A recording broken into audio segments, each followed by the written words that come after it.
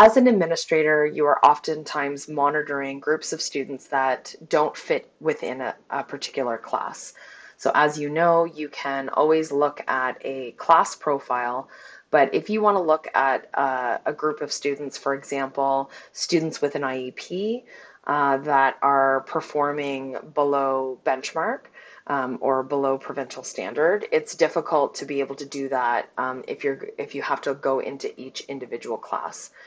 So you can create a student tracker group underneath this orange ribbon. And within Student Tracker, you can create an automatic or a manual group. In this video, I'm going to show you how to create an automatic group where we're going to apply more than one criteria. So I'm just going to select the Create Automatic Group.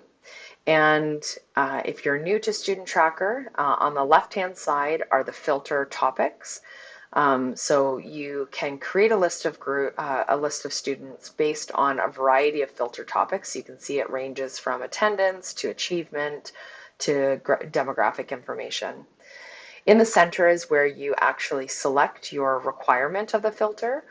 So for example, I'm going to go in and say I want a list of students that are in grade 9, and I'm going to apply the filter. You'll notice that on the right-hand side is where the student list appears, and you can see that I've found 67 students with this filter.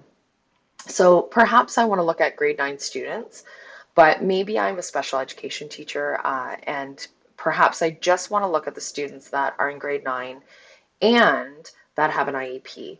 So I'm going to go into the demographics filter area, and you'll see that there's a variety of filters. You can apply an alpha range if perhaps you're a guidance teacher or a VP that has, students with the last name starting with A to GE. But I'm going to scroll down here to the IEP equals yes.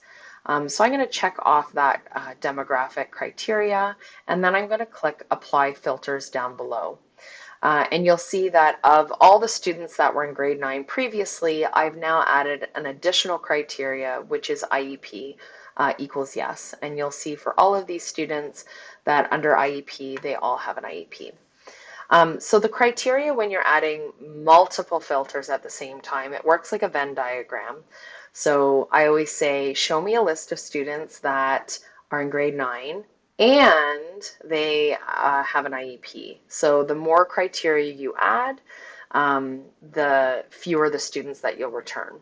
If you find that you've set it up incorrectly and you want to remove one or both criteria, you simply click the minus to remove an individual criteria, or you can click the garbage can here.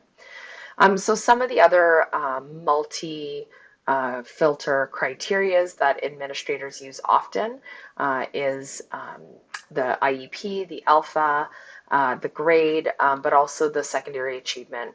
So you can actually go in and look at a particular grade. Right now I'm looking at grade 9 students, but maybe I'm looking at grade 10 students, and I want to look at the students that last year with their final marks, they scored below standard. So you can put in a mark range of 0 to 69 and apply the filter that way. So that's how the student tracker works. You basically select the type of filter you want, you fill in the requirement in the middle or the details about that filter. You can always reset the filter, and you can remove the criteria on this side. Once you've have your list of students, so for me, I just want to use this criteria of grade 9 students that have an IEP.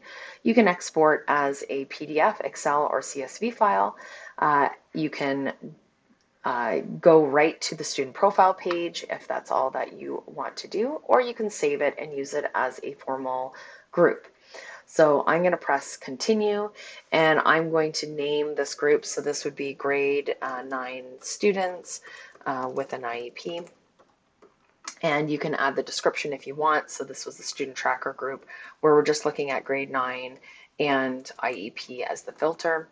Perhaps I'm going to include the start date as the first day of school and end it effectively at the last day of school.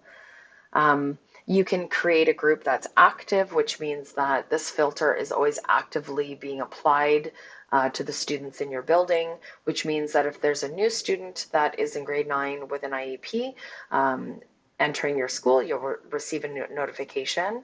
And conversely, if a student leaves, you'll receive a notification as well. Locking or freezing your group just means that you're either locking the membership, so these might be marker students that you want to monitor over the school year, or you can freeze the filter in terms of the data or the filter options that you've entered. Who can view? The best scenario is always to use the private, which means that only you can see the group and the students. If you are collaborating with another VP or another staff within the building, you can share the group and select the individual staff that you would like to share it with. Public does not mean that you're sharing the student information publicly. It just means that anyone can see the group name, and then when they access this group, the same filters will work for them based on the students that they have access to. So for example, if you're a principal and you set up this group, if another principal accesses it, they will be able to see their grade 9 students with an IEP through this group. For school board planning purposes only, the recommendation is that if you're a school-based staff, that you select school as the target and type. So I'm just going to click save at this point. Once you've saved it, so you can see here I have grade 9 students with an IEP. This is the group that I created with a start and end date. You can see that it's private because I have that lock icon here, and you can see that the alert type is I'm following it, which will trigger an alert every time a student is added or removed from this group. You'll see some icons along here where you can view the group profile, which is very similar to a class profile, the group dashboard, and the group members by selecting those icons. You can also delete a group and or edit a group using the last two icons. As well, you can export into a PDF, Excel, or CSV file from this view. So I'm just going to go into the group profile.